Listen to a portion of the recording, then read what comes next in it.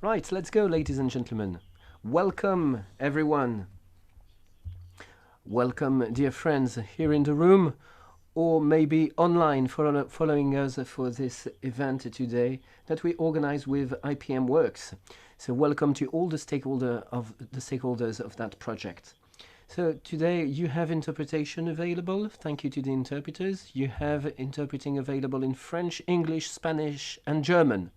So this afternoon I will speak French, and please do use your mother tongue to speak today with us in those 4 languages, obviously. You have tea and coffee available at the entrance, and we will be together up until 5:30, and you know that it is important to show some rigor when it comes to timekeeping here at the European Parliament. A few words about the raison d'être of this seminar today. Why did I decide with my team to organize this meeting today? Because when I resumed my work at the European Parliament end of June, after my work with Eric Andrieux, and after being a witness of the failure on a very important text on this. So we were faced with a conundrum. Should we wait for the next CAP negotiations? Should we ask the Commission to launch a new legislative initiative? Maybe that's not the best way, and I would like to thank Mr. Dorfmann for being here today. The best way should be to reopen a discussion together, a quiet, non-partisan discussion to decide how, with the field stakeholders, we can make sure that we resume the work in order to reduce the pesticide use. And this is clearly the aim of our discussion today. We want to know what can be done based on the IPM approach and based on IPMWORKS work. There are many reasons to act, and you know them. You are all familiar with the recent report of the IPBES on the ecological situation, and you all know what are the impacts of chemicals, especially pesticides, on human health, and the growing importance of cumulative effects. It is of the utmost importance to act in order to accelerate the reduction of pesticide use. And the approach of the IPMWORKS is very practical. It has a hierarchy of action, a prioritization of its actions in order to implement different solutions, non-chemical solutions, before resorting to chemicals when there aren't any other solutions left. So, ladies and gentlemen, this afternoon we are going to listen to the different institutional bodies with the European Commission, the European Parliament, the EESC, and also the field and private stakeholders that agreed to gather here today to discuss about this important topic. We have 3 parts today, ladies and gentlemen. A first part where the institutional partners and IPMWORKS will introduce their work and their stance on this topic.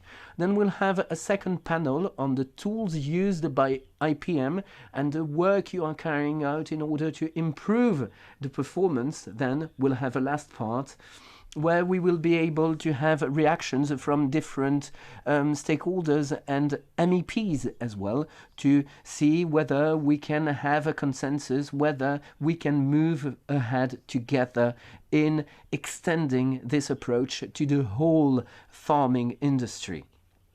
So I'll stop here for the moment, because I will be able to take the floor during the first roundtable, and I'll now give the floor to the European Commission. We are very gender balance respecting today, because we have a lot of women from the European Commission. So Ms. Pilar Fernández for DG Health, and then we'll give the floor to Mrs. María Gafo Gómez-Zamalloa for the DG AGRI. You have the floor. And it is, thank you very much for this invitation and organizing the meeting. I am, if I may say from a personal point of view, really doubly pleased to be here today. I am in my current capacity, the director in DG SANTE responsible for the SUR proposal and now SUR implementation. But I also formerly was in charge of EU research projects. So it is a double pleasure again to be here, listening to the output and deliverables of one of those projects. So again, it's really important for me. But even beyond that, I would say that some of the things that I've heard from you are really pleasant for me. I've heard the polarized dialogue, because indeed, this is a very polarized file. I have heard also pragmatic approaches, which is also something that I think is of interest for everybody. And I also have heard that many of the interested parties are represented here. And this is something very close to the way we see it, because at the end of the day, this is it's a partnership where each of the actors, being it the European actors, the member states, civil society, farmers and industry, everybody has an interest and a role to play. And it is good for everybody that we really play this role, not against each other, but together to get the best of it. So let me just tell you what I'm going to share with you, which is basically the past, the present, and future activities that we've been doing in the case of the sustainable use of pesticides, and also particularly, because this is the topic of today, and I think we need to be really centered on that, on integrated pest management. So I think that everybody around the table agrees that IPM implementation, it's very important, and that we need our farmers to be supported and helped in getting, on the one hand, guidance on this IPM, but also other effective pest control elements in their toolbox and alternatives to existing chemical pesticides. So I think this is something that it's widely recognized, and I don't want to go further into that, because when we revised, before presenting the SUR proposal, when the Commission revised and evaluated the implementation of SUR, there were very clear, very stark conclusions about that, and specifically about IPM. It was very clear, what concluded, that it was even impossible somehow to establish the level of implementation across different member states in the EU. Why? Because member states monitoring was not consistent. So there was no harmonized approaches. There was not really sufficient elements for us to have an idea, a firm idea on the implementation of IPM. And this was not only us. The European Court of Auditors asked the Commission to check that member states were converting the general IPM principles into concrete measures. So that's one of the things that came out of this SUD evaluation. And the other thing that is also important to mention in this context is that, well, the CAP and the SUD were not really very well interlinked and connected, and there was this weakness was something, an area also where there was work to be done. Let me leave it like this. So the reality is that there were not that many incentives in place supporting the transition for better implementation of IPM and reducing the risk of pesticide. And that is something that is reality, and have to look at reality with really objective and critical eyes. So in this context, research projects as IPMWORKS should be one of the tools for us to identify the reasons for this weak implementation, and even perhaps suggest actions for different partners to look into that. How can we work together into reinforcing that? Okay, so that is basically a kind of background or past of what we were doing. But of course, we presented SUR. The SUR proposal, as you also know, was rejected by the European Parliament for a variety of different reasons.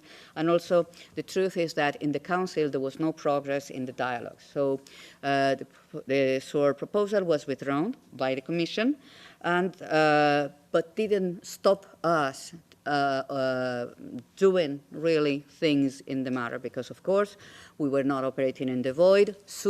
The directive is still needs still to be implemented, and there have been a variety of activities in the present that have been geared towards making the most of the current context with, again, a depolarized dialogue, taking into consideration all parties and being objective. One of the things that, as you all know, you have possibly even been informed of the outcome, is the strategic dialogue on the future of EU agriculture, where there was a real call, a specific real call for a new, robust framework for biocontrol products.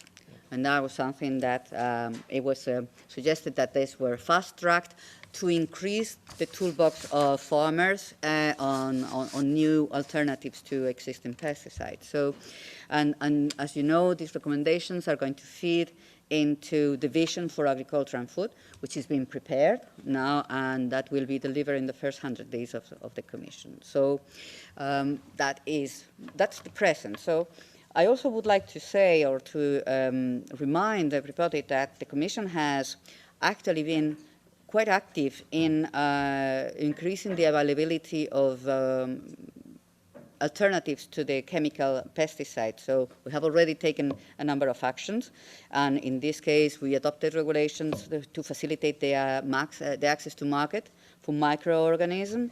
We have also listed methods and guidance documents for some data requirements that are requested from the farmers, and there are other guidance documents that are also in place to help or support the approval of biocontrol-based solutions.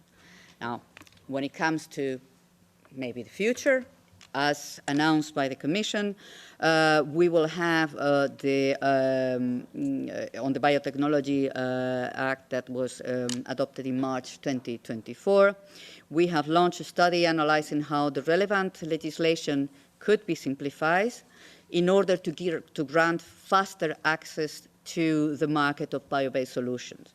Now, in the future, and this is also, where research plays an important role, we believe that digital tools and precision application techniques will necessarily have to play a potential role to mitigate the risk from pesticide use. And we are firmly convinced that we need to support the farmers in shifting this from these more classic techniques to these digital and precision new techniques, as it was requested in this strategic dialogue. So again, in conclusion, I think that my message is that we are all for a better implementation of IPM, that we need to support and engage with farmers who are the key actors in the ground, and that IPMWORKS, as other EU research funded projects, can help us all to understand how to do this, how to achieve this. So I do look forward listening to all actors around the table to see and hear what is going to be then said in the round tables, and frankly speaking, to find together actionable solutions that will support EU farmers and economy while also achieving the high level of protection for the EU citizens and the EU environment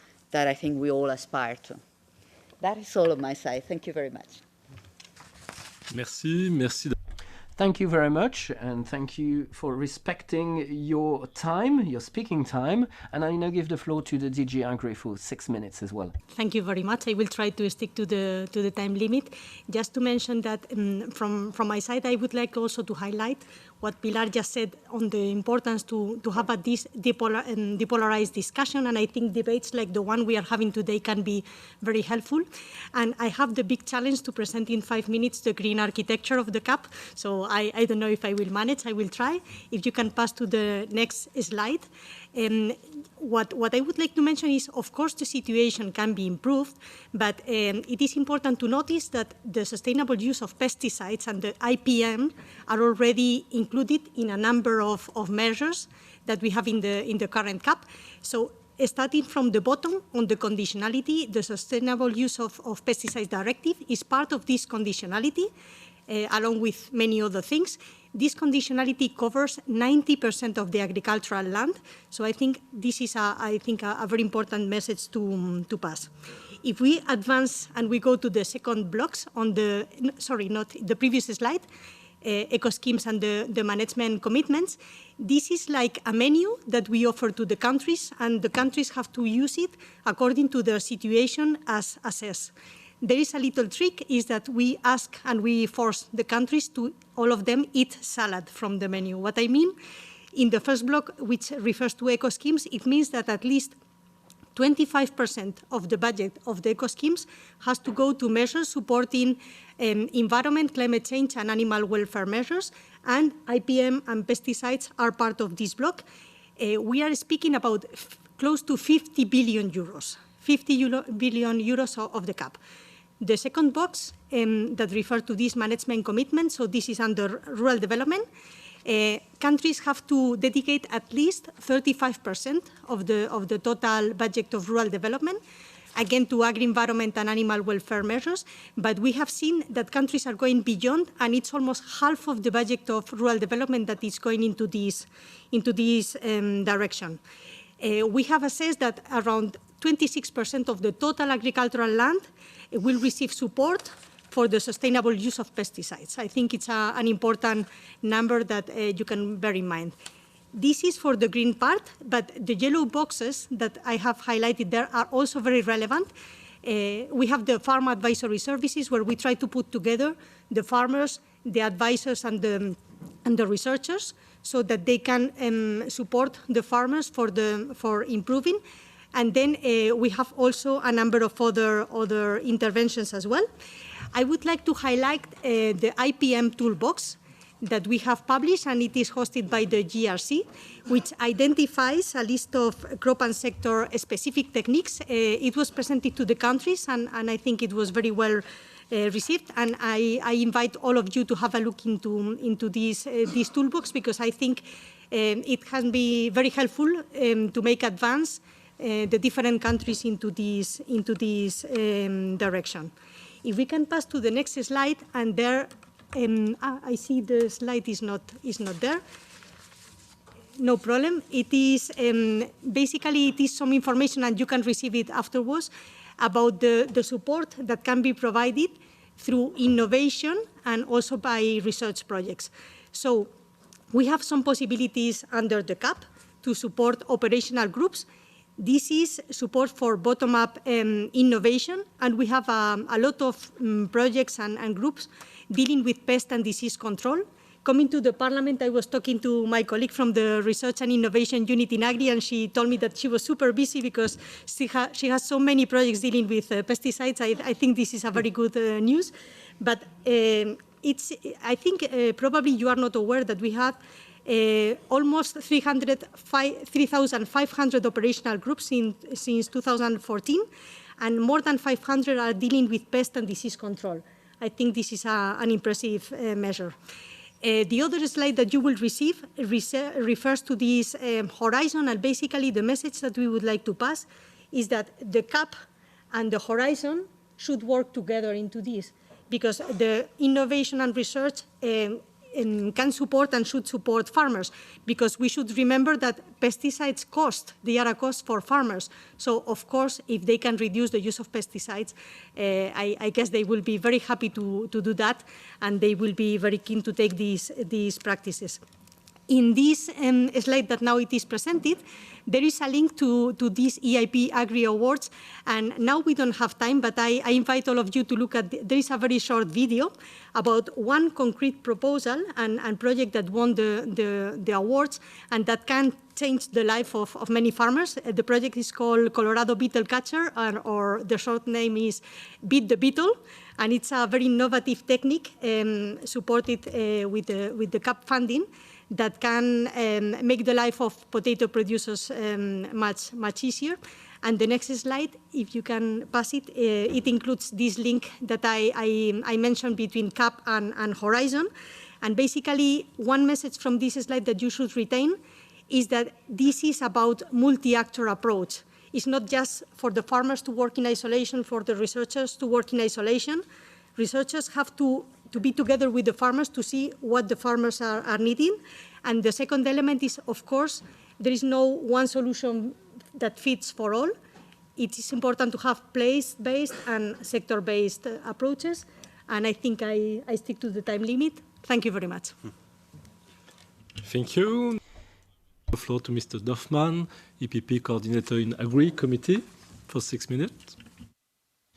Thank you very much, Christophe, and it's really a pleasure to be here this afternoon because I think we are speaking about a very important topic, reduction of the use of pesticides and integrated pest management.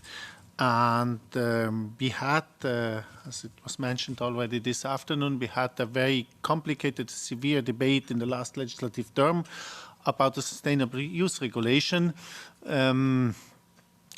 Sometimes I think also forgetting that we have this Sustainable Use Directive in place. Somebody told here in the Parliament that we do not have anything. So I think it's good to come back and to have a look what do we have and which opportunities do we have. And I personally think integrated pest management is an important topic. I see in the political debate very often a very polarized debate between conventional agriculture, use of pesticides, and organic farming, no use of pesticides, which is not true by the case.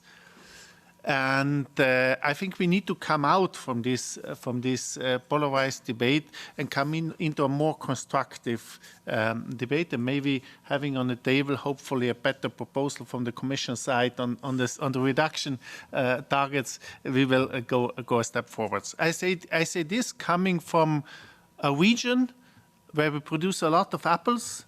And we started with this concept of integrated pest management in the 80s of the last century.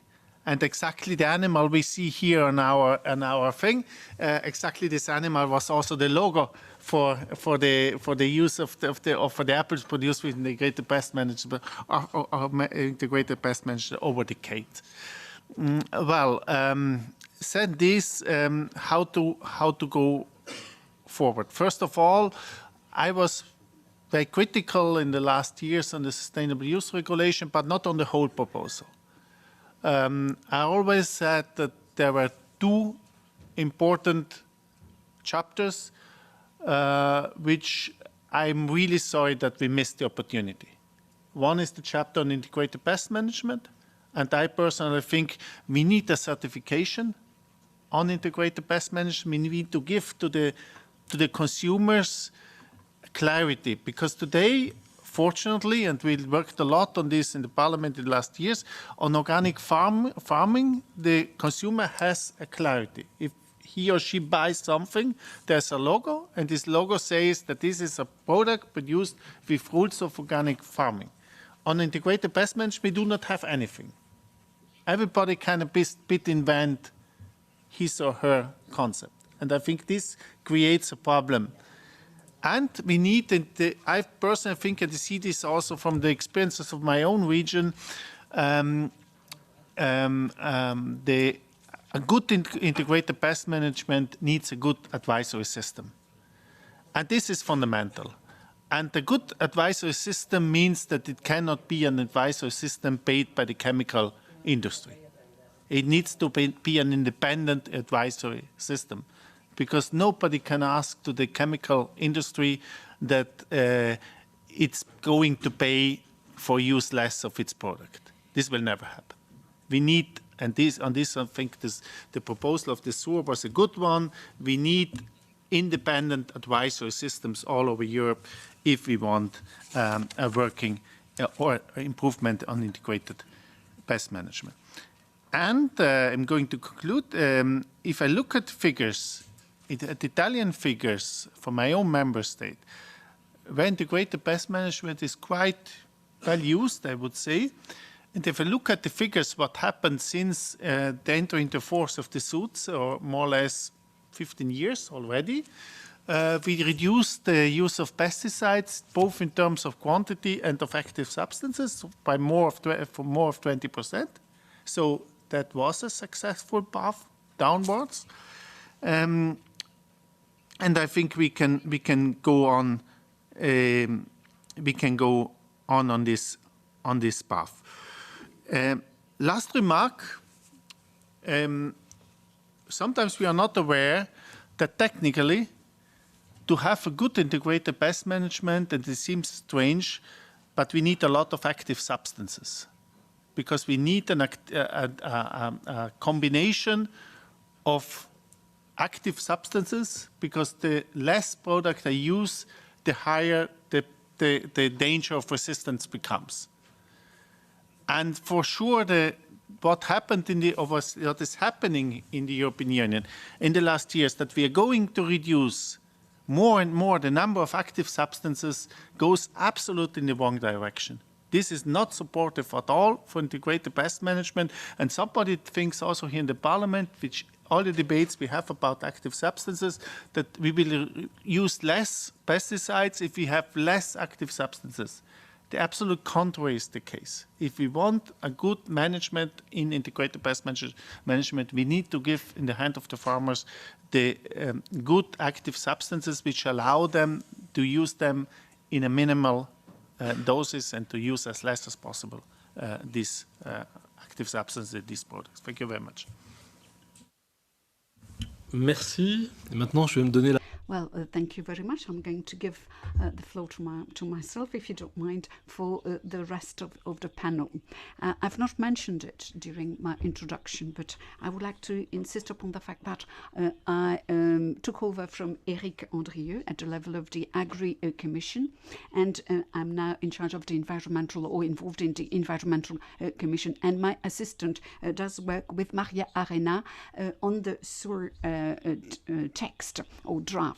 And I would like to use as a starting point what Mr. Dorfmann said, because we have two different chapters here on the substances and the IPM. What are we going to do with all that? Are we going to let it go, or are we going to trigger off a new debate and discussion? And that's precisely what we have decided to do. From a strategic point of view, that's what we are supposed to do, because there is consensus within the working group, because we know that we can trigger on a new dynamic without waiting for the complete reshuffling of the cap. And legislative initiatives are still a part of the picture, even if there is no legislation. The SUD directive is already in place, and we also have the Farmer to Fork program, although we do not have so many operational programs. And 2030, it's tomorrow, you know, it's nearby, and we need to do something. We need to act right now. And then I fully heard what you said. We have plenty of tools available. We have budgets available. We have initiatives which are in the pipeline or have been in the pipeline for a certain period of time. And we will see what IPMWORKS does say. We will see what data do unveil. And we will see to what extent IPM could be generalized to all EU countries, because it is supposed to be compulsory since 2014, by the way. But it seems that the deployment is a bit difficult. There are plenty of hurdles. So the situation is quite delicate, and we need to determine what might be the limitations of the implementation of the previous directive. And you're right, because there are some solutions and alternative solutions, and the IPM approach is per se a solution, and we need to determine how we could make a package out of it with a view to have it adopted. And then we'll have to see how to support farmers with a view to have a feeling of ownership regarding this type of tool and turn it into something general. And the support to farmers will be of paramount importance, I would say. And we need a political signal for to secure a fair transition, and it would be extremely important indeed to get that, because it is a critical element regarding the strategic dialogue.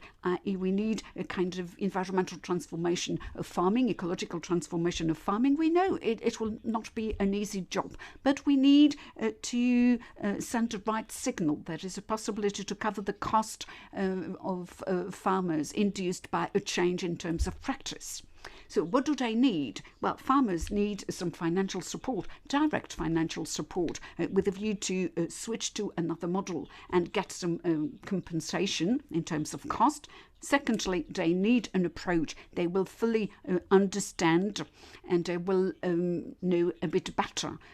And therefore, they will have an opportunity to implement that in the right way. It is a kind of bottom-up approach that is not one single truth. But behind this initiative, we have a methodology, and everything can be translated into practice. It does work. The method does work, and it could be implemented everywhere with common methodologies, provided, of course, we are fully adjusted to the circumstances in operational terms. For example, to bear in mind the situation, the specificities, the background, etc.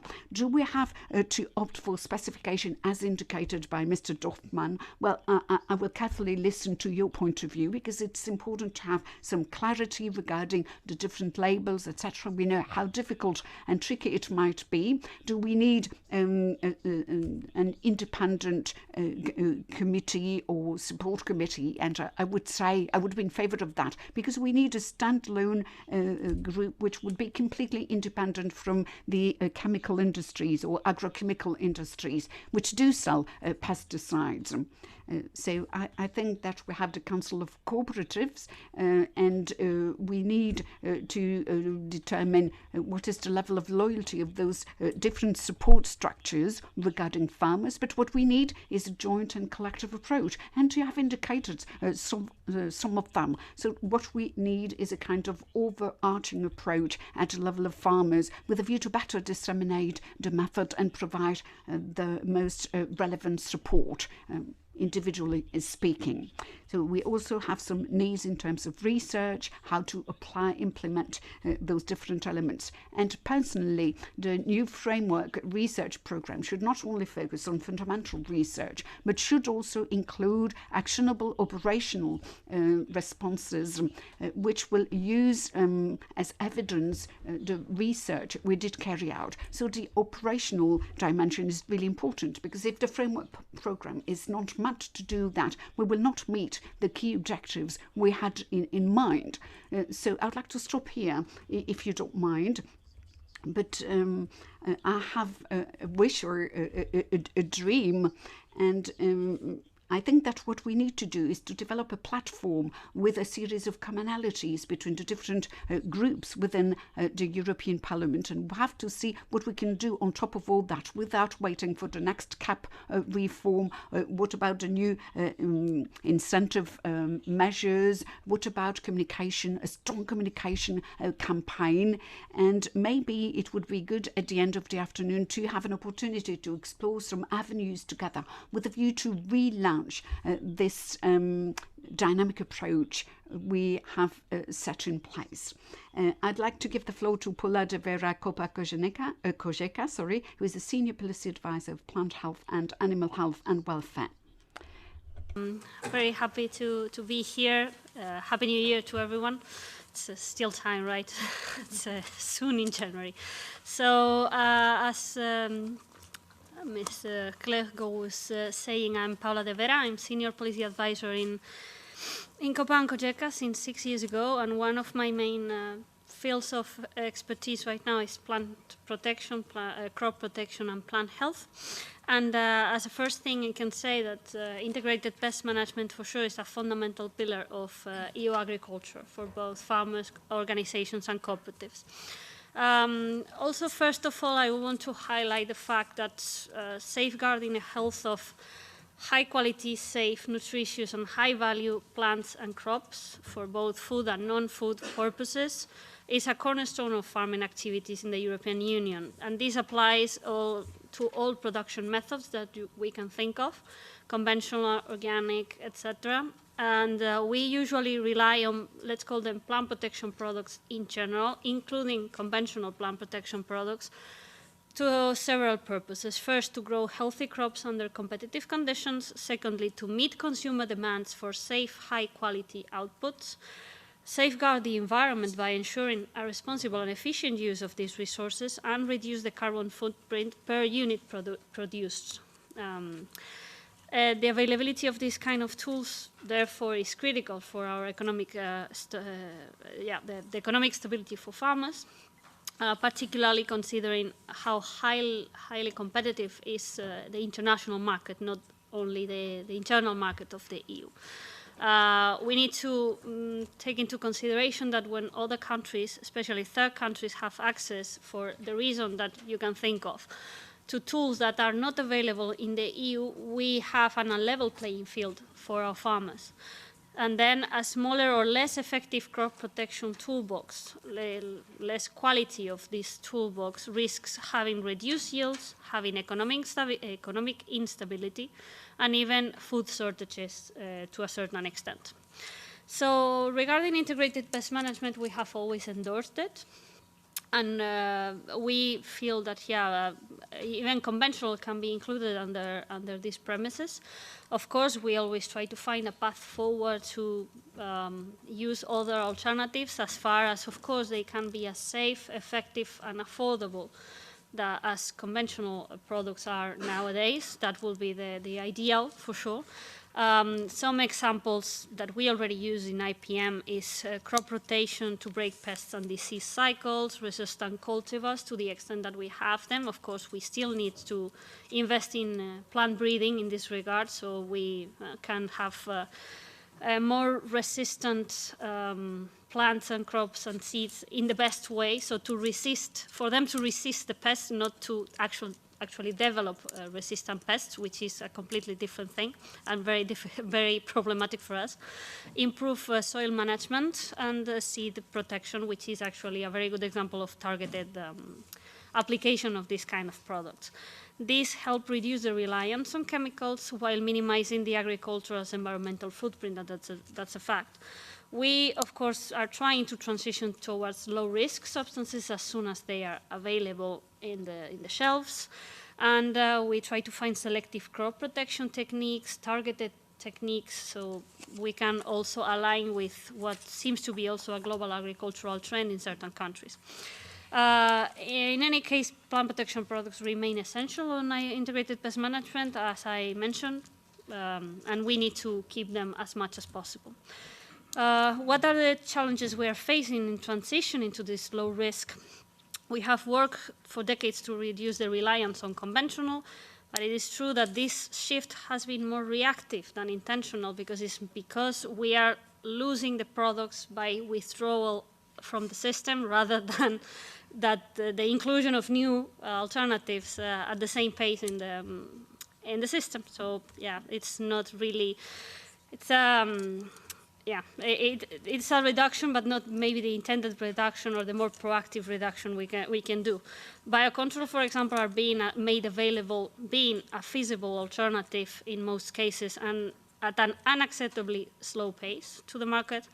And then we have limited availability of really adequate tools, as I was mentioning before. And this poses significant challenges. Then we are exposed to pests, diseases, new ones, old ones, resistant ones. The future in that regard is not really positive. What will be the long-term implication in this regard? As I mentioned, and I will be finishing in less than 20 seconds. First, we will have lower crop yields, increased farming insecurity, exacerbate the challenges posed by the climate change, undermine the ability to maintain food security and biodiversity in the EU, and threaten the sustainability of our farmer in the global context. So what are the conclusions? First, the urgency to innovate in this regard is undeniable. We need to innovate. And we need timely access to these modern low-risk crop protection methods to navigate all the challenges of climate change, global trade dynamics, and consumer demand. Thank you very much. Thank you. And last but not least, et merci encore au réseau IPMWORKS pour... And I would like to thank, by the way, the IPMWORKS network for organizing this event. I'd like to give the floor to Nicolas Munier-Jolain, who is the coordinator of the IPMWORKS project, and he does represent INRAE, if I'm not mistaken. Well, thank you very much for having organized this event of the utmost importance. I would like to thank our colleagues from Zaragoza, who did organise this event. IPMWORKS is a project funded by the H 2020 programme, which is due to end in a few months' time in 2025. IPMWORKS is also a European network of farmers who are engaged towards a reduction of the use of pesticides. And I want to indicate that it is possible to reduce the use of pesticides while having a profitable, sustainable agriculture. So we have two different pillars within the project. We do coordinate 5 projects or activities which existed prior to the emergence of the project. And we also have initiated 22 demo farms, or as you can see on the map, all over the European countries. So each hub or clusters of farms is made up of 10 or 15 farmers who are highly motivated with a view to find alternative to chemical products, with a view to improve, enhance their crops. And I have a coach or advisor, if you prefer kind of hub advisor, and we'll have a testimony from Ireland in a while, because someone will talk about, an advisor will talk about his level of expertise and experience with farmers in this framework. And we will refer to greenhouse crops, open fields crops, etc. So we do have pioneers, some pioneer farmers indeed, who are part of our network. And they indicated it was possible to reduce our dependency and reliance on pesticides while keeping a good profitability at the farm level. I have no time, to further elaborate on that, but on YouTube you can find plenty of testimonies of farmers who did explain how it is possible to adjust the practice and reduce the use of pesticides, provided, of course, we focus on the 5 pillars of the holistic IPM, as we call it. And the very first pillar, if I may say so, has to do with the landscape, the agricultural landscape with diverse semi-natural habitats. So what we try to do is to promote beneficial elements. The cropping system designed to decrease pest, weed, disease pressure thanks to crop rotation, cultivars, sowing dates, fertilization, soil tillage. It is a way to reduce the pressure at the level of pests. The preferential use of non-chemical control options, biocontrol, is a very good example of that, and we'll have an example about that later on, as well as mechanical weeding, which is a very good alternative. The 4th pillar, by the way, when you do need chemical products, you need optimized decision making to avoid unnecessary treatments, so what we call DSS systems, decision support systems. And we will have another testimony in a while about DSS tools. And the very last pillar, the 5th pillar, is increased efficiency of treatments with a view to reduce quantities, for example, patch spraying equipment, limited at the level of limited areas, and local treatments, which will make it possible for us to save a lot of herbicide products. So next slide, if you don't mind. Well, most of the time solutions do exist, are available, and our farmers who are part of the network did insist upon the fact that it is possible, although other farmers are not willing to get on the path towards IPM solutions. Probably because they are poorly They are poorly adopted simply because there is a lack of economic incentives. So we do believe it should be possible to change the practice of farmers at the European level, provided, of course, we can identify solutions so that it will be easier to opt for these new practices, so that farmers would not consider it as a kind of constraint, but mainly an economic opportunity. That's why it is important to involve all the, engage all the sectors. And what Mr. Dorfmann said a while ago is fully right. We need to be able to track, the use of pesticides so that consumers will see, thanks to a label, for example, that it is possible to reduce the use of pesticides. We could have something quite similar to what we have for food, for example, A, B, C, D, E, F scores, and this would potentially be a solution with a view to protect European agriculture from unfair competition coming from extra European countries, because they are not submitted, or they do not rely on the same environmental standards as we do. So the conclusion, what about the conclusion? Well, what about the future? Well, our project is due to stop in 2025, in a few months' time, but we should not stop there. That's not the end of the work. We need to extend it, on the contrary, because the methodology of work with farmers is the right one, because we decided to have peer-to-peer exchanges with a view to identify potential solutions. So it is possible, it does exist. We have no funding available with a view to coordinate the network at the European scale, and it is a pity, because that's precisely what we need if we want to further extend this type of initiative. And we would like to prove to public decision makers and farmers that it is possible to be less reliant on pesticides. Well, thank you. Thank you very much. You did insist upon the holistic approach and the ecosystemic approach. And de facto, I believe that you already introduced the next round table. So I'm going to give the floor to Joaquín Balduque for the second panel, indeed. And Joaquín will moderate this second panel. I would like to thank the members of the first panel who did manage to stick to the time allotted to them. Thank you.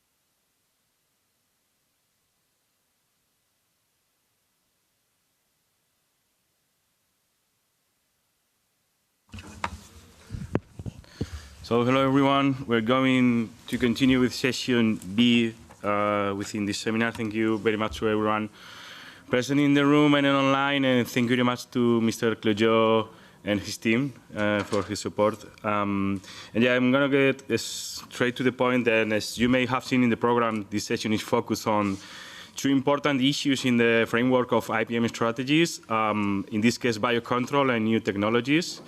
But before we get into that, we are pleased to have today a representation of a tremendously crucial role within IPMWORKS project, which is the role of an advisor. So we have here today Mr. Fernández, who is a crop specialist at TIGASC, Ireland's Agriculture and Food Development Authority.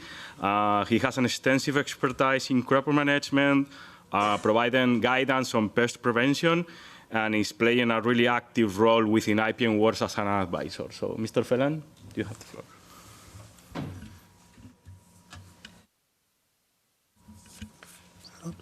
Thank you, Joaquín. Good afternoon, everybody. Thank you for giving me this opportunity just to talk to you about the advisory services and how the role that they can play in terms of IPM adoption across EU member countries. My name is Shea Phelan, as Joaquín said. I work for COPA-COGECA, who are the research and advisory body in Ireland. And like Mr. Dorfmann said in the last panel, it's important that we as an independent, and we are a completely independent entity, that we can work exclusively without influence from any chemical companies in terms of looking at the work that we can do and looking at how we can implement IPM on farm. And I suppose where we can work from, where advisory services generally work from, are a number of different areas in terms of IPM for farmers. And firstly, I suppose the most important part is to actually explain to farmers what IPM actually is in terms of what it means to them and what they're actually doing on the farm. Because if you take that IPM triangle, we're trying to explain to farmers that the chemical part of that IPM triangle should be the small part at the very tip of that triangle, and everything else should go beneath that in terms of your rotations, your cultural control, your physical controls. They should be more important than the chemical control at the very tip of that, triangle. The other point, I suppose, from the point of view of where the advisory services do come in, is in terms of explaining to farmers what is happening in terms of resistance. And we are seeing more and more cases of pesticide resistance out there from overuse or misuse, whichever way you want to describe it. And that's an unending story. So that's going to become more important over the next number of years, as Mr. Dorfmann mentioned earlier on. It's not how we need to use these chemicals as efficiently as we possibly can, and Nicolas alluded to it in the previous speaker as well, that we need to use these pesticides as efficiently as we possibly can. I suppose from my experience with working in the IPMWORKS project, one of the critical things that the advisory services were able to do on those is develop bespoke IPM solutions for farmers. And that can be at a farm level, it can be at a field level, or it can be at a crop level. And I think that's a very important role that advisors can do on behalf of farmers and on behalf of everybody in terms of explaining how these things work for them. And once they can do that, that gives the farmer some confidence that they can actually go ahead with these methods and IPM management tools. Another part of the role of an advisory service is in terms of identifying demonstration farms that actually can go out and demonstrate these IPM tools and techniques on farm in live situations. And I think that's probably one of the most important parts of any advisory service, is in terms of identifying these demonstration farms who are effectively going to show people how these things work. Whether that be a decision support tool, whether that be a novel technique, whatever it happens to be. So I think those demonstration farms are critical for any success of any IPM project. And on top of that, I suppose what they also facilitate is peer-to-peer learning, and Nicolas mentioned it earlier on in terms of peer-to-peer learning. And I think that's hugely important for any adoption of any practice, because you need to see it on your own level, on your own terms, in somebody's farm or situation that's quite similar to yours. It's not a research centre that's hundreds of kilometres away. It's actually in your locality. It's right beside you. So that makes it very important for those local farmers to see that it works in a local environment. The other thing, I suppose, that we actually do, and certainly in COPA-COGECA, which we're lucky to be able to do because we have, as I said, the research, the advisory and education all under one umbrella, is we can actually take some of our research that we do independently in Oak Park or wherever the centres are in Ireland, and we can put those directly out onto farms, on these demonstration farms. So that's a clear link then between research and advisory in that way we can do that, and we can disseminate those findings that we find then on those farms through our newsletters, through our social media, through webinars, whatever way we want to promote them. And I know I'm not going to steal Mark's thunder, because Mark's going to talk about the digital tools that we have as well. I mean, we have we've digital support tools or decision support tools, and I think they're becoming more and more important. But we need to explain to farmers how these work. They're not a fail-safe. They're not, you know, there is risks with them, but they do give you information on what risk is in your crop at any given time, and you need to be able to evaluate that risk for yourself. And we need to be able to train farmers how to do that. And I suppose the other area on that, in terms of digital technology, is how we use digital technology ourselves in terms of getting our messages out there. And I think this is something that's becoming more and more important, because farmers, like everybody else, are huge users of digital techniques or digital tools, especially social media. So social media is becoming a more important part of knowledge transfer on farm now than it ever has been before. So being able to utilise social media, the likes of YouTube or WhatsApp, is becoming a much more important tool to get IPM practices out there. And suppose finally then, from the point of the role of the advisory service, we need to be able to show farmers that IPM practices are sustainable, not only from the environment point of view, but also financially from the farmer's own point of view, that they are financially sustainable as well. Because ultimately, farmers are concerned, obviously, about the environment, but they're also concerned about their own profitability and sustainability of the farm at that end as well. So I suppose, Joaquín, that's what I have to say about the advisory services. I think they play a hugely important role in any adoption of IPM now and into the future. Thank you very much. That's really, really interesting and important. We're getting directly to our next speaker today, which is Mr. De Menten, who is representing IVMA as a regulatory and technical manager at the Belgium biocontrol company Phytofend. He's responsible for overseeing and preparing regulatory submissions for new biocontrol products or new markets, as well as maintaining approvals for existing products. Mr. De Menten? Yes, hello everybody. Thanks for the invitation and the opportunity here. Okay, so basically I'm from Phytofend, which is a small biocontrol company based in Belgium. But although small, like most biocontrol company, we are present in about 40 countries, so that's pretty good. And the question that was asked to me is what is needed to step up biocontrol in open field? So why is biocontrol not more present in open field and extensive farming in the EU? Well, we can say that for the moment and for a while across Europe, quite a lot of pressure have been put on the farmers to reduce their use of chemical PPPs. But at the same time, they are facing international competition, so it's quite complicated for them to be working. So why no more biocontrol solution? Well, the easy answer, the one you may have heard, is quite off, actually. So next slide. I'm going to illustrate that a little bit with one of our products. Okay, so what we hear about why there is no biocontrol in the field is, because biocontrol is limited to protected crop, greenhouses and stuff. Like, no, you can find it in arable crop, open field. Like, for example, here, it's our product Phytosol, which is on potato against potato late blight. So open field potatoes, of course. It's a confidential market. Well, for us, not really. There was a massive launch in 24 in Germany, and currently the biocontrol market in Europe is about 1.6 billion euros. So it's not a niche market. Biocontrol is not a niche market. It's for organic segment only.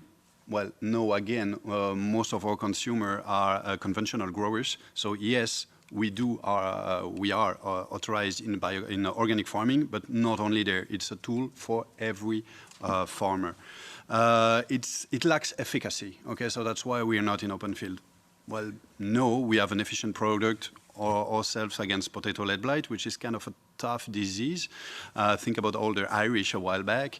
Last point that is missing is basically, it's too expensive. Well, no, we have proof of biocontrol programs that are as efficient and as cheap or as expensive as a classic chemical PPP program. So that's not for that you don't find any biocontrol product or programs in open field. Okay, so next slide. The main problem are actually the EU policies, okay? Don't get me wrong. It's extremely important, and it's one of the cornerstone of Europe is the food safety. We are absolutely all right with that. I like to know that my kids won't eat too crappy of food, so that's quite important. And it goes hand to hand with sustainability. Okay, the EU plays a critical role in doing that and building that and ensuring security for everybody. But to this day, right now, it's extremely long, costly, and convoluted to get a new product on the market. The regulations are really strong. We're okay with that. It's good. But they have been built to evaluate chemical PPPs. And biocontrol usually don't fit the box. So you just came up with a product and they say, okay, what do we have to do with that? The issue is that we need to urgently speed it up because other countries, like, for example, Brazil or the US or Mexico or even China or India, are faster than us for that. It takes about 1 to 3 years to get a new product in the market in those countries versus 7 to 10 years in Europe. And I'm saying that I'm a regulatory manager, so I know what I'm saying. I'm building the dossier myself. This makes it really, really unattractive for companies or for new investments, and it's really dangerous for the green jobs in Europe.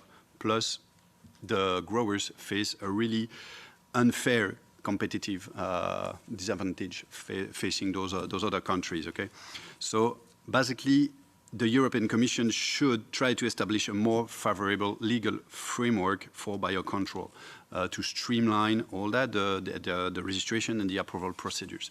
But how can they do that? That's the question. Next slide. So it's moving really slowly, but it's moving, okay? But basically, given the policy goals, priority should be given to the application of new substances and products, but oriented more like towards low risk or green substances or product. To do that, you need to alleviate evaluator works also to gain momentum, gain speed. For example, you can delay the reassessment of non-priority substances. You can give low-risk, unlimited approval period. Okay, that looks dangerous, but it's what's up for basic substances, for example. And considering the risk profile of such substances, low risk, it's justifiable.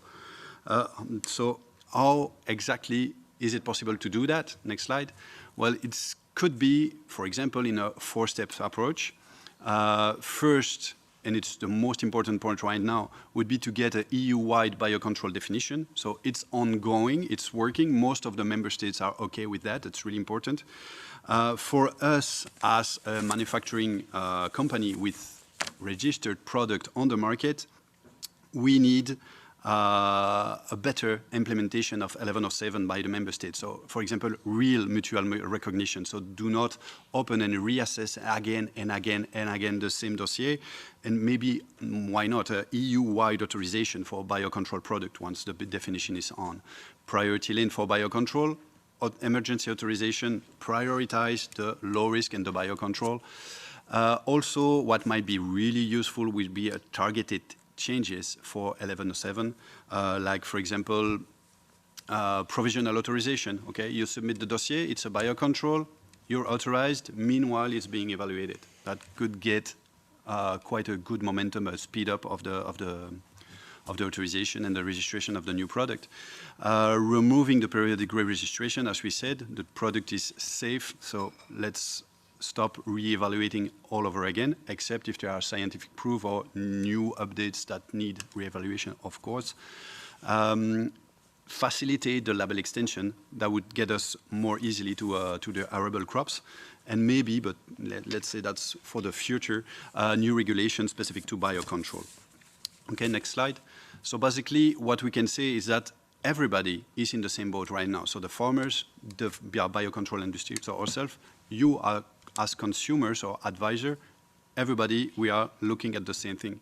A robust regulation for PPPs is needed and is really important to keep it.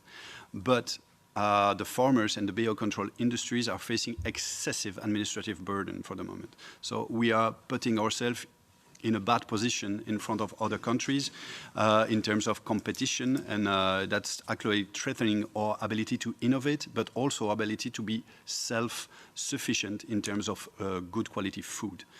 So basically, yeah, we need more biocontrol solution, but we need to act and to move that. And next slide, we have to do it now. That's about it.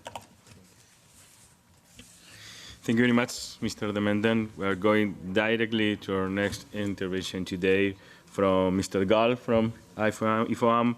Mr. Gall is Deputy Director and Policy Manager at IFOAM Organics Europe. He coordinates the involvement of the organic food and farming movement on a broad range of environmental and agricultural policy files.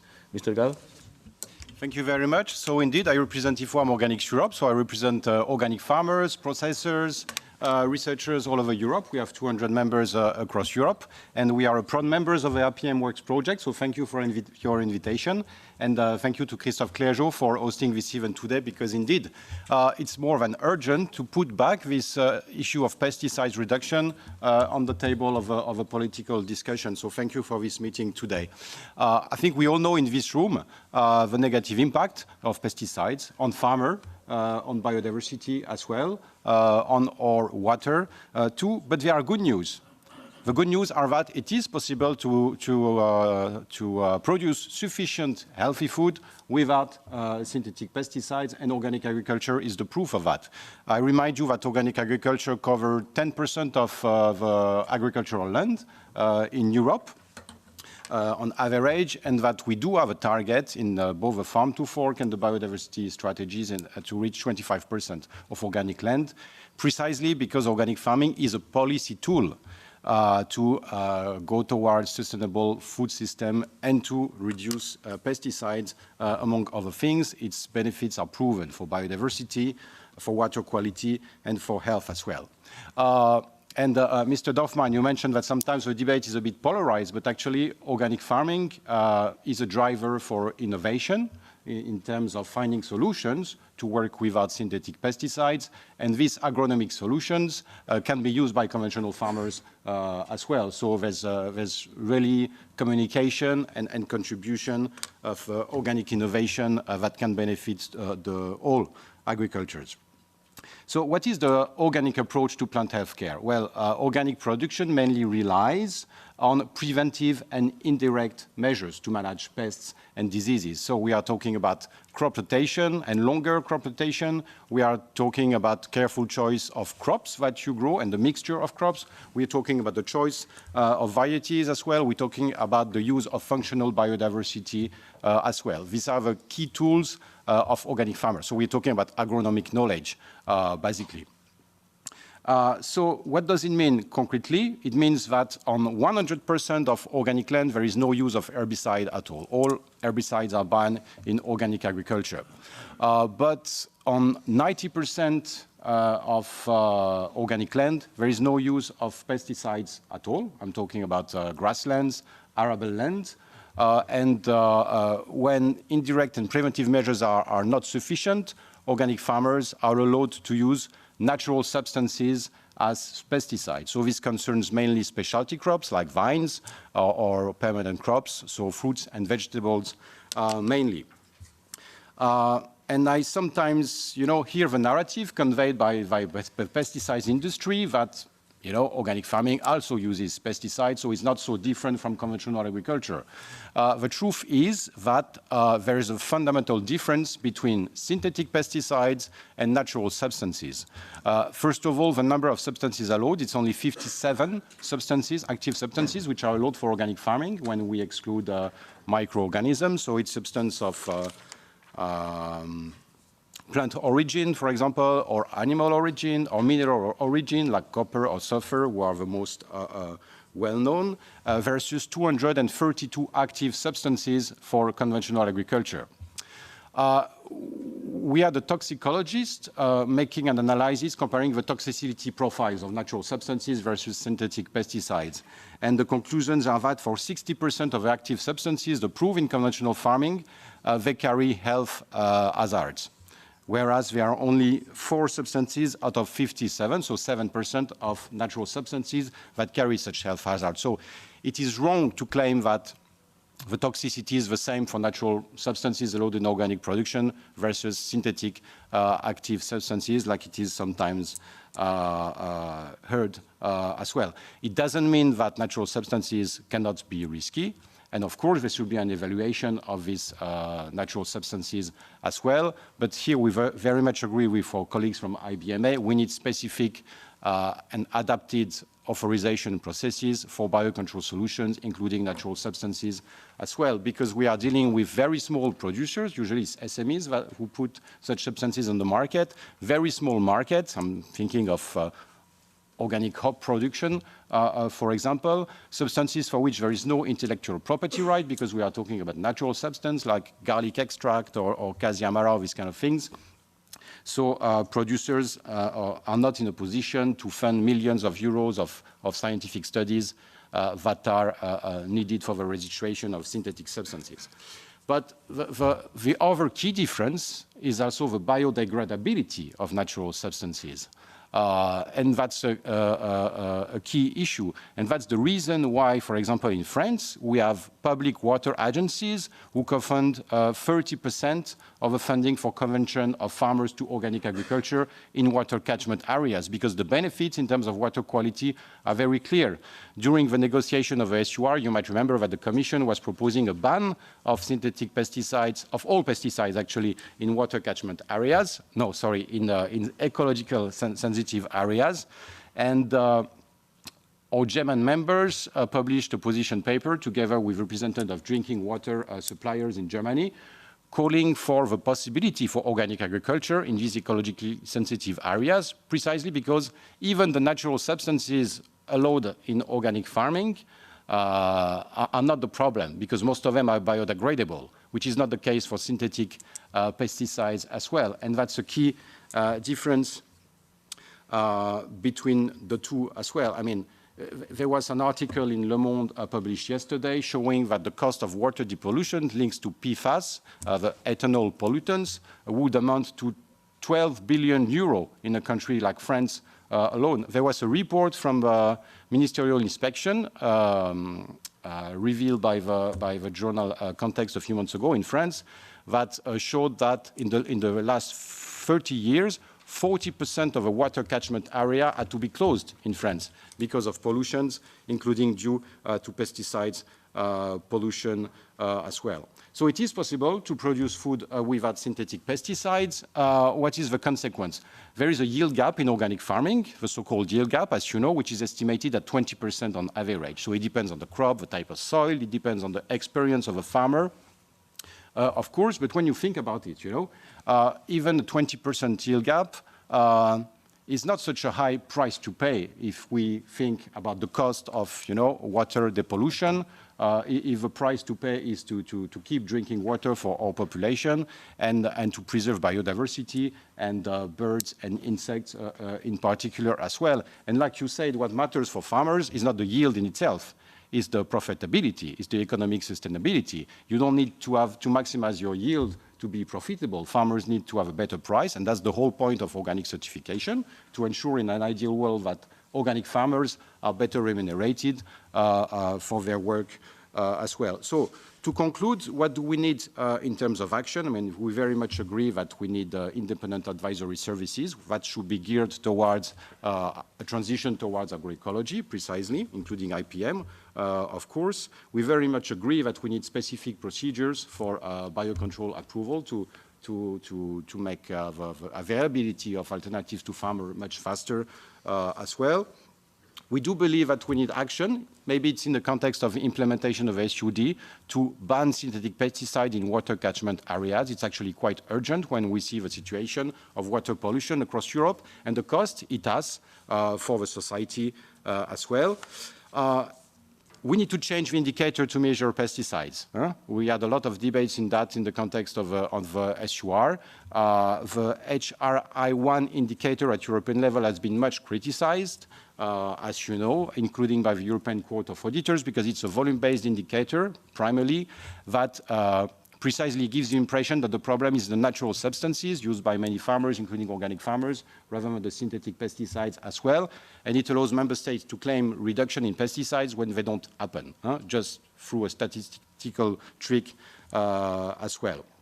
And we have made proposals together with NGOs, with Pesticide Action Network, with Global 2000 for alternative indicator. We even had a webinar with the participation of a GRC, so we very much count on the European Commission to come up with a proposal to have a reliable pesticide use indicator in Europe. And my last word will be about labeling. Well, we need to be careful not to create greenwashing avenues as well. I mean, we have an organic label, of course. We already face a situation where organic farmers have to compete with labels like high environmental value in France, for example, where it's proven that there is no environmental benefit of it, so this needs to be carefully considered. There are other ways to internalize the cost of pesticides. It can be a tax on pesticides like it's done in Denmark. It can be pesticide certificates traded in Europe as well, so this needs to be part of the tools to drive pesticide reduction in Europe. Thank you. Thank you, Mr. Gall. We are moving from biocontrol to the other IPM principle highlighted here today, which is the use of new technologies. So we are starting with Dr. Ramsden, member of IPMWORKS Consortium, head of arable entomology of ADAS in the UK, specializing in holistic integrated management of invertebrate and another pests in agricultural environments. And he is the coordinator of the IPM Decisions project and led the development of the IPMWORKS Resources Toolbox. Thank you. So decision support tools and models are effectively digital systems that reduce the ambiguity around the risk posed by different pests in a given crop. So consultation of these decision support systems is what helps farmers and advisors to avoid unnecessary applications and also to target interventions, whether that's using pesticides or biocontrol products, so to target those where the risk of economic loss is predicted. So decision support systems are really crucial in achieving IPM, and they are in that fourth pillar of the holistic IPM approach that IPMWORKS has defined. And they really help to reduce some of the uncertainty around the pest risk decisions being made. That decision on whether or not to apply a pesticide is really challenging for agronomists, for advisors and farmers, because if they put too much on, it's very hard to quantify how much too much they've put on. But if they don't put enough on, they end up with losses in the crop, and that's very clear, that's very obvious. That leads to direct costs to the farmer, it leads to reducing the reputation of the advisors. So it's a big decision to make. So these decision support systems are helping to reduce that ambiguity, to help them make confident decisions around what needs to be done in a crop by providing some level of quantitative assessment of the risk of a given pest in a crop. So those decision support systems, they could be simple thresholds, saying if you find more than this number in this area, then you can justify taking action. Or there can be more complicated models that use weather data and field observations to make a prediction about how severe an infestation might be and when it might occur. But ultimately, these are all helping making those decision-making processes as part of a holistic approach, which is considering what the variety is, what the other actions are being taken place on the farm have been. So they're completely compatible with organic farming, with high-end advanced IPM approaches, with conventional farming. They really do benefit, and we've got good evidence that these systems are helping farmers and advisors make good decisions. Despite all of that, despite the good evidence, we know that uptake is quite low. That's in part because we're still relatively early on in the development of these systems. It's in part because it has a hidden role, and quite often these models are being run by universities or large consultancies, and then the outputs are fed out through their networks. So the people who are being informed by these decisions don't necessarily know they've come from a model, that they've come from a decision support system. But there are other barriers as well. So in the IPM Decisions project, which was the sister project to IPMWORKS, we looked at developing a platform which is improving access to these systems, But we also tried to understand what those other barriers to uptake were. So access was a really important barrier. Quite often these models exist, but no one's actually able to run them and connect them with the weather data they need to run them. So if we just go to the next slide. Over the last few years, we've created this free online platform. This was funded under the IPM Decisions project by the European Commission. Anyone can register an account, go in and use the models that are integrated into it. So this platform is a framework, so we can integrate new models as they become available.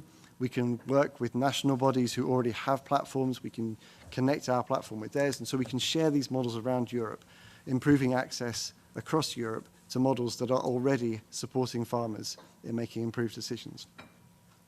So we've made a huge leap forward in providing access to these systems, but that wasn't the only barrier that we identified, because we also understand that a model that's developed in one part of Europe doesn't necessarily make a good prediction in another part of Europe. So there is a process of validation needed. These models need to be as transparent as possible so that people using them can understand what the limitations are. But we also need to demonstrate them in practice and show that they have benefits. And I think Shay made a really good point about the importance of demonstrating IPM tactics on the ground.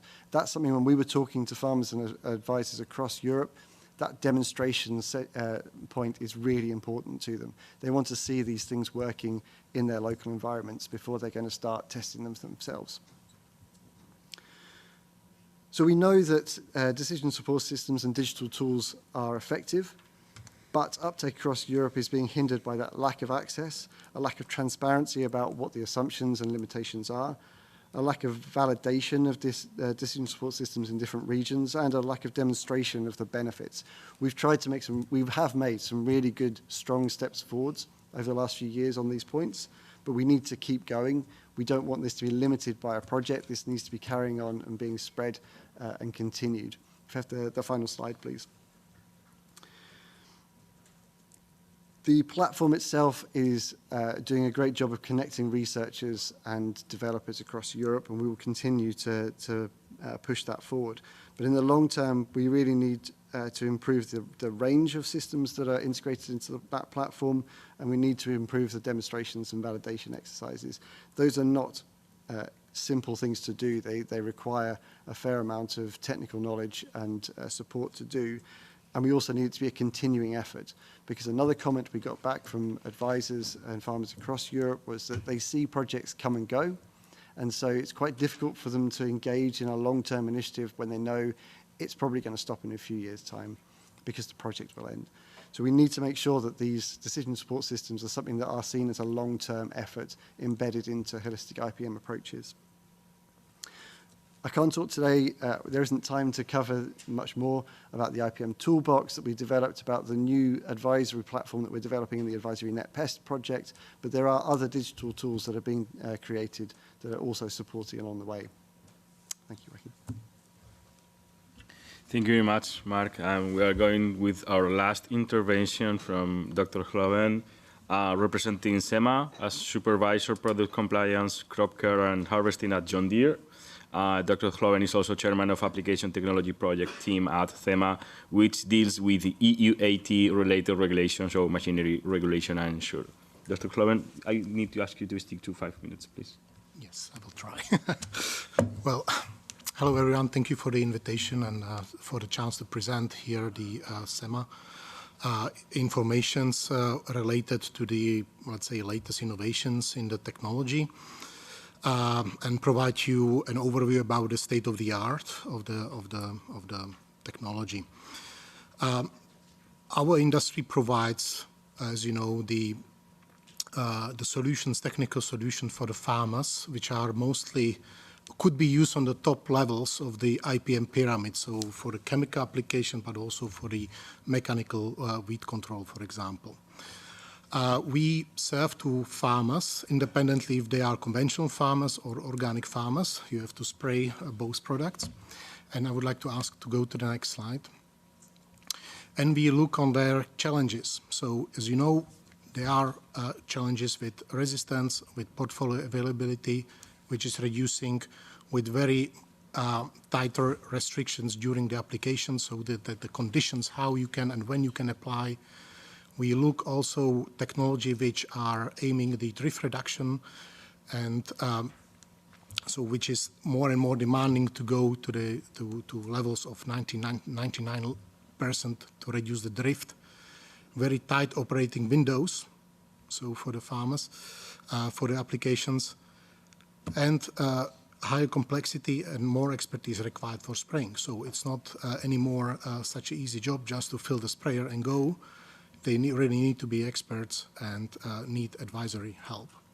But last but not least, public and legal pressure to minimize use of pesticides. Next slide, please.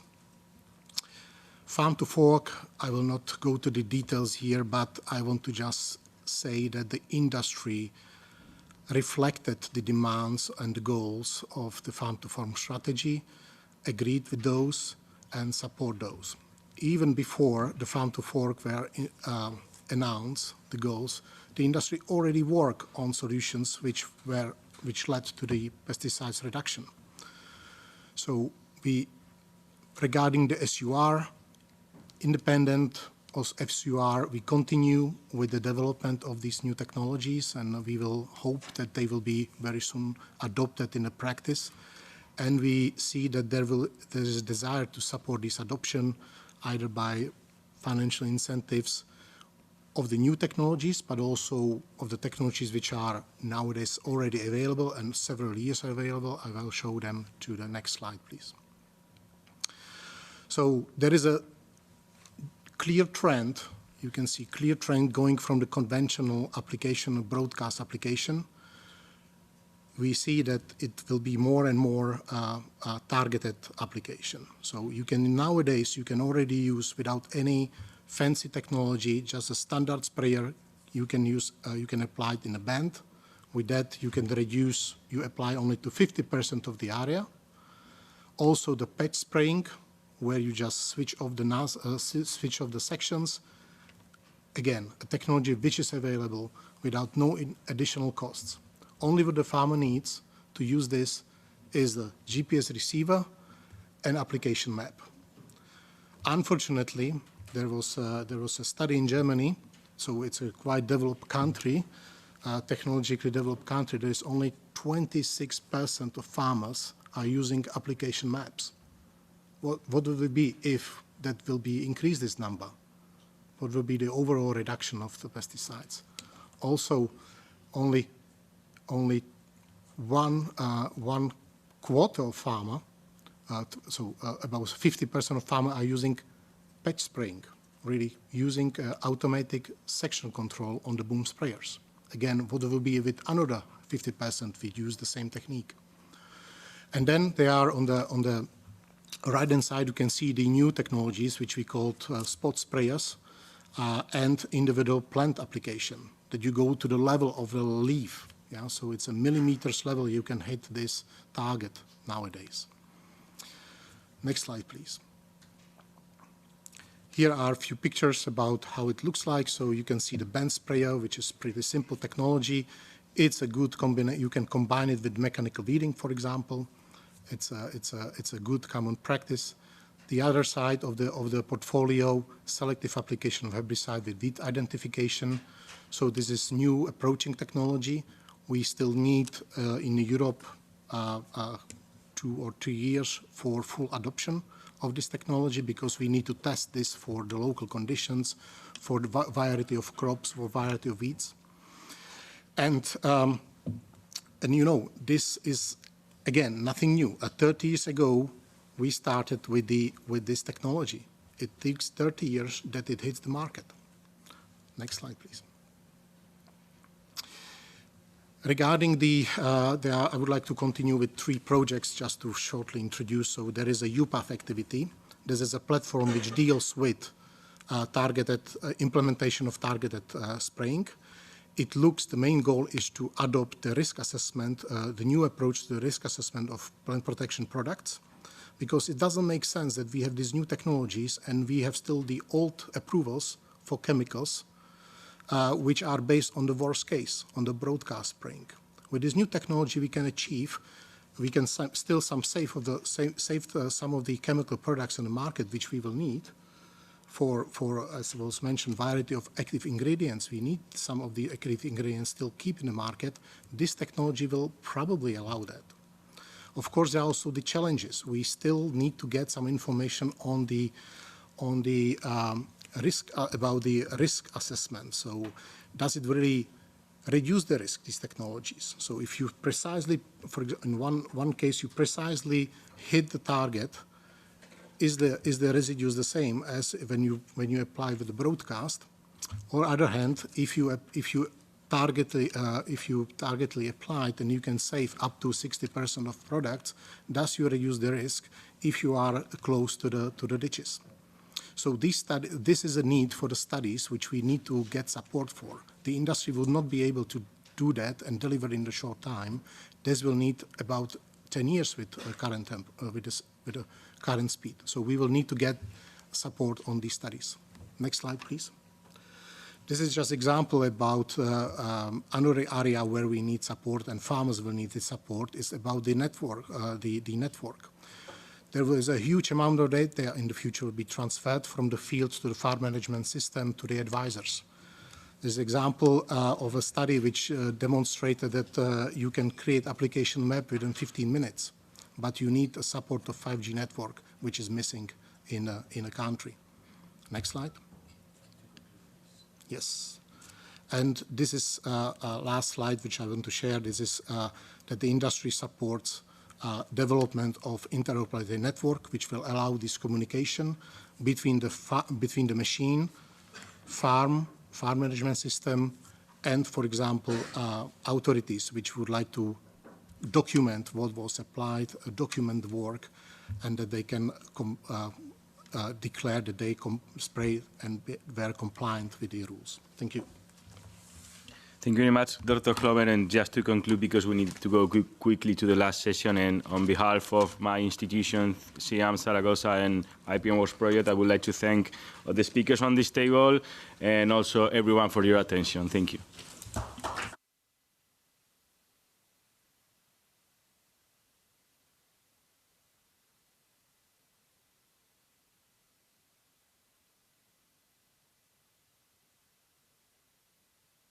If I could ask the MEPs, please, Dorfmann, Häusling, Herranz, Sargiacomo, Hojsík, and to come to the table with Mr. Roche Ramo, please. I'm Alan Jones. I'm chairing this session. I have the impossible task of doing a speed meeting, but I'm glad to say that a lot of suggestions, conclusions, coherence was given today. And we're going to speed this up. The Commission have agreed to, they're still in the room and in this round table, but they will be sitting to my right and they will be able to answer questions. Mr. Dorfmann has agreed. He's made a statement. I will bring him in at the end. And I will start with Mr. Häusling to make a statement. I've sent questions prior to this to the MEPs, but I'm going to ask them one question. What do we do now? Where do we go? Who's responsible? And how do we get it done? Because I think everybody in this room agrees that we want to reduce the use of pesticides. So I think I will ask Mr. Häusling to make a start, please.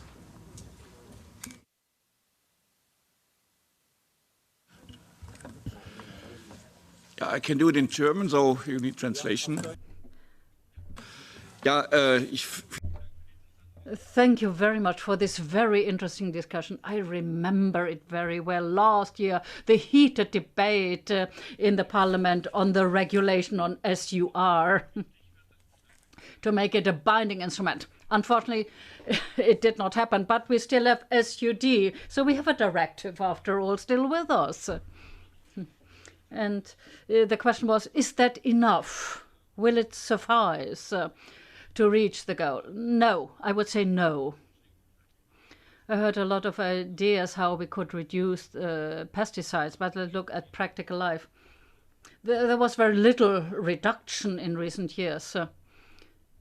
Well, what's the threshold to use pesticides is a low one. and some of us know it, so with our demands to have mandatory crop rotation systems, to really use all mechanical tools, and after you have done all that, then you can opt for pesticides. And I'm also an organic farmer, so I agree with Mr. Gall what he said. So what do we need in political terms? It's a legislative proposal indeed that makes it mandatory. If we just opt for a voluntary approach and leave it just in the hands of the member states, it will not work out. It has not been working out. So I'm a fan of having a new draft proposal in this field and to really look at it with a scientific viewpoint. Okay, and what else is the buzzword? Not necessarily new genetic technologies, but there are so many organic and etc. that's available, and we must opt for it. Thank you, Mr. Häusling. And I will now pass to Ms. Herranz, who will make her statement, but I guess there's some reaction also to the previous discussion. But the floor is yours. This is your house, so I leave the voice to the MEPs.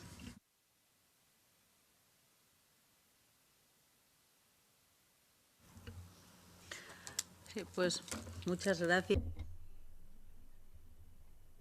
Apasionante tema. Son ya muchos. Thank you very much for giving me the opportunity of talking about this very interesting topic. We have been talking about it for years now. I think it was in 2012 or 2014 that we already started talking about integrated agriculture. We tried to share our experience in Spain with integrated agriculture and the many positive advances that this had for the viability of farming and for biodiversity. However, we have never been taken seriously. IPM has never been taken seriously, and in the last few years we have seen how the European Commission, the Council and the Parliament supported the transition from conventional to organic agriculture without taking into consideration the importance of integrated pest management. Of course, it's important to take into consideration PPPs, but IPM is much more important, and I regret that it has been completely ignored by the Commission, by many MEPs, and by the Council, as I said. We have many tools for the integrated use of PPPs. Let me say that, of course, we have many tools. Would you like me to go into detail about this? I don't think I will, but I would like to say that we can see that we have banning, we have promotion of products. I think what we have to do is cooperating and collaborating with farmers, and we need to pass and adopt measures that can be adopted by farmers while still maintaining the viability of farms. And we can never require them to comply with stricter measures than the products coming from outside of the European Union. And this applies to environmental measures, to PPP measures. The viability of European farms and the future of agricultural families needs to be taken into consideration. Thank you. Well, now I would like to give the floor to Mr. Sargiacomo, who is a European member of the Parliament and is part of the AGRI committee, and he will share with us his point of view. Well, thank you. Thank you very much indeed. I do believe you will apologise. I would like first of all to apologise because I did arrive a bit late, and it is important to have an enhancement and improvement of the farming model, because we have the conventional model on the one hand and a biological model on the other hand. And I can see that there is a clear will today to have a shift, you know, at the level of the general model. And I would like to thank, by the way, all researchers who have focused on future prospects, treatments, who have made tests in the field, etc. But I think that what we need is a more generalized approach in terms of IPM, and that's probably, or with no doubt, the good practice to be chosen for the future. And that's probably a very good definition of agroecology, because we talk about this term at length, but we never define what we mean by that. And that is probably a missing link between the conventional agriculture and the biological agriculture, biological farming. And as mentioned by Esther, if we want to convince people, we will not have to create bans or obligations to abide by certain rules, but we need to work together, because we have cooperatives, white cooperatives, which are part of the picture. And it is true that we would like green pesticides, we would like to have crop rotations, etc. But we know that this will have a massive effect on biodiversity, on farming practices, on different other techniques. And this will mean that agriculture will have to be part of the future, will have to be fully enshrined within the future.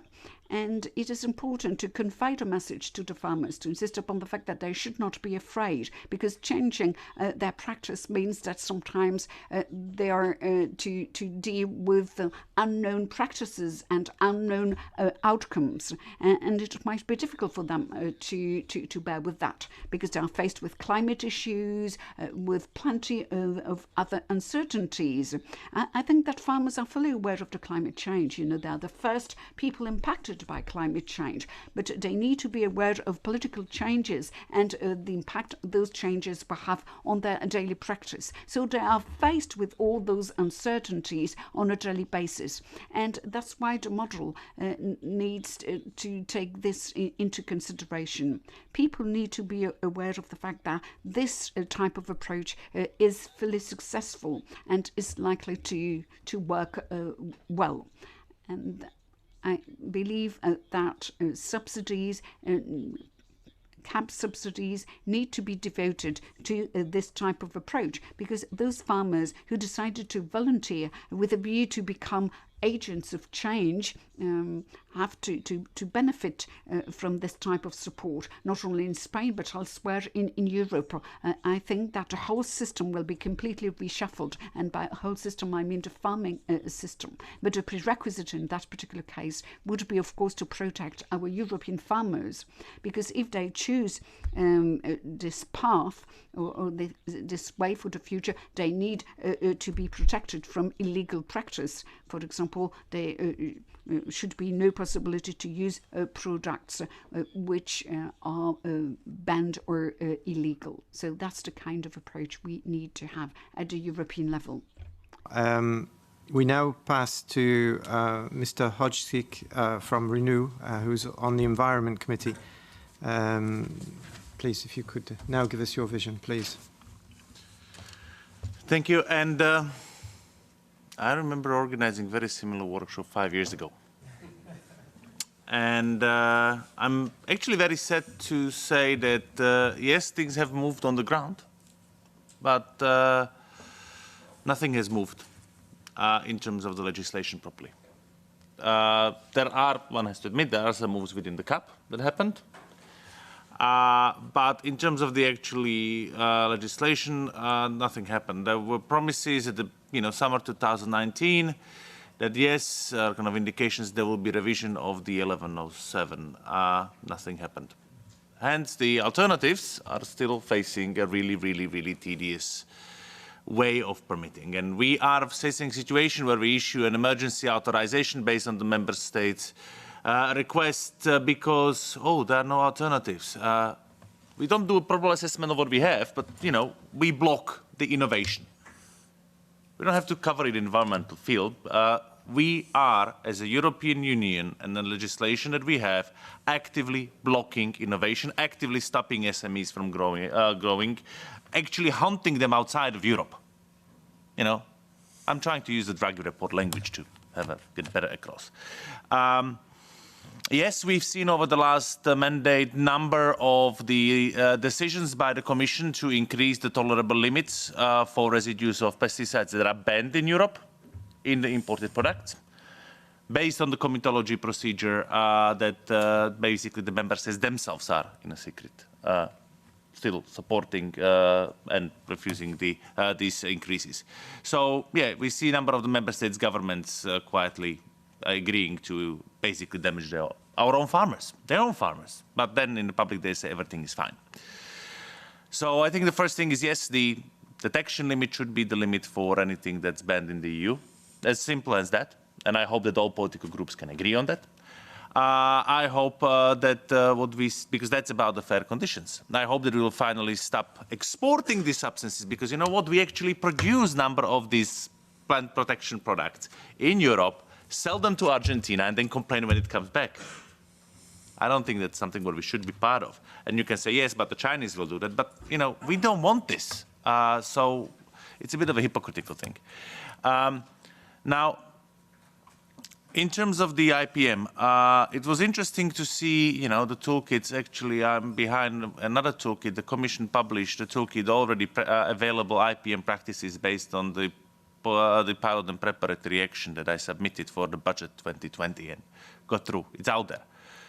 There's lots of information. It's not getting through to the farmers. And I think one of the big problems is we're not helping the farmers. The only help they have are from the agrochemical companies, which are doing it because they sell their products.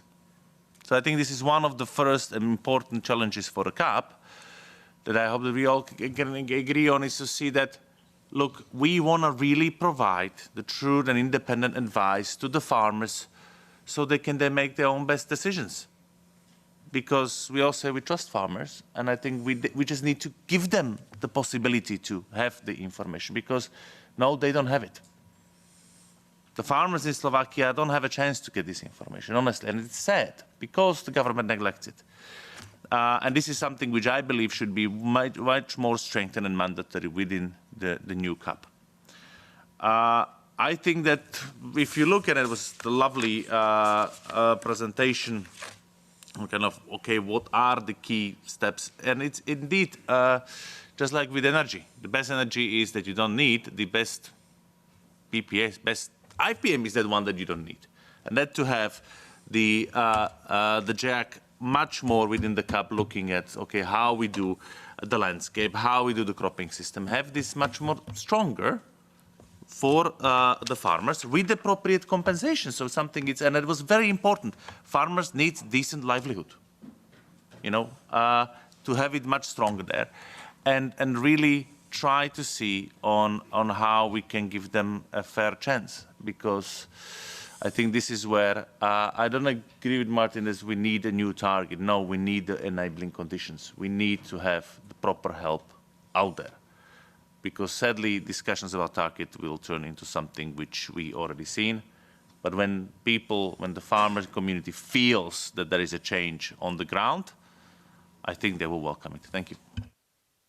Thank you. Mr. Dorfmann has to leave, so before going to Mr. Roche Ramos, I will come to him later. He's a farmer, so he's going to have to answer all these questions about the position of farmers. But Mr. Dorfmann, you made a very good statement earlier. I would ask 1 to 2 minutes to react to this and your vision for the future. I think Mr. Clergeau is listening because he hopes to move forward on this. So, thank you.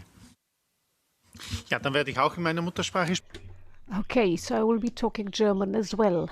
As I said, Sustainable Use Directive is existing, and it had an impact.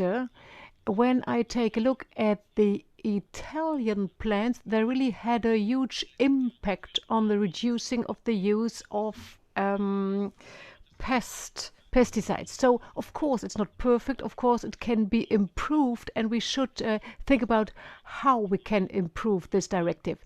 Something that has been missing are the increasing challenges we are facing today. During the last years, we have to see that every year we have new challenges because we have new imported pests, and we must not forget this dynamic neither. So really, how to control these politics in the European Union, since we have really huge challenges regarding new pests in Europe. And then our last point would be, or my last point would be, my question would be the question of carrots and sticks, so how to handle this whole topic. And my experience from my region shows that when IPM comes from the farmers, if it's not a top-down approach, if it's a kind of movement, so I believe we are better off with carrots, especially regarding fruits and vegetables, where there's a important use of pesticides. We would have additional carrots at our disposal. So really, we could oblige the producing member states to pay a bigger part regarding bio approaches if they want to continue to benefit of this budget. And now I have to leave. Thank you, Mr. Dorfmann. That's I understood. Thank you for that. Last but not least, we have the Economic and Social Committee, Comité Económico y Social Europeo, representado por José Manuel. We have the European Economic and Social Committee represented by José Manuel Roche Ramo here with us, who is also a farmer. So I think that he is going to answer these questions from the heart. Please go ahead. Thank you very much.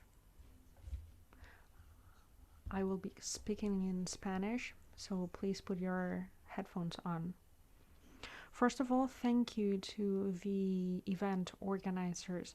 I believe this is a key issue for farmers who, of course, use plant protection products to heal our crops. But it's also important for consumers. I believe that we need to communicate the right messages regarding how we use these kinds of products.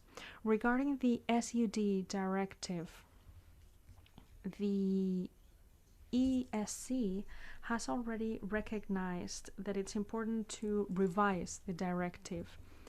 In the committee in 2019, we already prepared an assessment report regarding the future revision of the SUD directive. Many of the aspects mentioned in the Commission's proposal had already been mentioned in our own report. I was the rapporteur for this report because I am a farmer. However, I didn't only speak as a farmer. I tried to look for a balance within the whole chain, of course, with environmental organizations and with consumers. And we ended up with a consensus report that was passed with 157 votes in favor and only 1 against. We represent the European civil society in the EESC, and we can safely say that we mostly agree that we need a revision of the SUD without leaving anyone behind. We need to take into consideration PPPs producers, conventional farmers, organic farmers, and consumers who need to trust us. Speaking as a farmer, I have been working with IPM for my whole life. My grandfather, my father already worked with integrated pest management. We have rotating crops. We have direct sowing. We optimize our fertilizing resources. We select the seeds. And in some cases, where we have conventional farming, we also use pheromones or other organic products. So we have always carried out IPM practices. Of course, we have different farming models. We have conventional and we have organic. And in the middle, we have this integrated farming, where farmers try to continue minimizing the impact of PPPs with the goal of improving the environment and improving the products for consumers. In our advice, we mentioned different aspects. For example, we stated that in the future regulation proposal, we should include more reasonable transition periods based on real data coming from the farmers and not from the industry. We should also take into consideration the historical use reduction as well as different conditions in each member state. For example, farming in Spain or the use of PPPs in Spain are completely different to those in Denmark. And of course, farming in Almería in the south of Spain is completely different to farming in Aragon in the north of Spain. All of this was included in this document. I would also like to underline, as was said in the report, that we should have a toolkit revolving around all our own specific issues. We continue having pests, and we need to use PPPs. So if we use a model of reduction of PPPs, we need to work on different alternatives so that farmers may be able to fight against these pests. And of course, I cannot throw out my shoes if I don't have a pair of new shoes. And right now, we don't have any real alternative in order to fight against pests and diseases without the use of PPP. I don't like talking about pesticides. I like talking about PPPs because these are medicines to take care of our plants. However, we will need to talk about reciprocity because we cannot be limited in the use of certain active substances and then close trade agreements, for instance, Mercosur, that allow substances that are banned in the European Union. And finally, without questioning the use of PPPs in agriculture, what we want with the opinion presented in the EEC is to focus on science without speaking from ideology. So we need to strike a balance for everyone. Thank you very much. Well, I'd like to thank everybody in this room because I've seen that most people have stayed the course, and the MEPs when they can, when they're not missing a plane. And I know everyone is rushing. Monsieur Clergeau, you have, I think you have a lot here to build on, but we're looking to you now to map out the future on this because you took this initiative, and I saw a lot of positive and things coming together, a few outlying issues. But please tell us, what is the plan? What is the plan? Good question. Je vais revenir au français. And let me switch to French. And first of all, I would like to thank Basil, my team, and the IPMWORKS team for organizing this event today. I would like also to thank all the panelists for their contributions today. We had convergence on many important issues from MEPs, even though there are differences. Things are moving on, as you said, but slowly, too slowly, and we need to act more now. It's important. And would like to echo what has been said by Mr. Dorfmann. He thought there was 2 chapters in the SUR regulation on biocontrol and on IPM that must be implemented if we want to make concrete progress. Without waiting for the next CAP, we need concrete policies from the European Commission. I would like that we do not have to recreate this conference, but rather have a joint conference from DG ENVI and from the ENVI and AGRI committees with Commissioner Hansen to talk about biocontrol and the alternatives to pesticides. And we will have the European Biotech Act piloted by Mr. Varelli.